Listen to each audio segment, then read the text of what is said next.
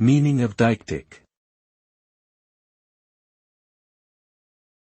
Deictic. Deictic. Deictic. Deictic. The term deictic refers to the way language is used to point or indicate something in its surrounding context, such as spatial or temporal location. In linguistics, deictic words and expressions are typically used to refer to the specific time, place, or person being talked about during conversation. This type of language use is often dependent on the speaker's perspective, and can vary depending on the situation or context.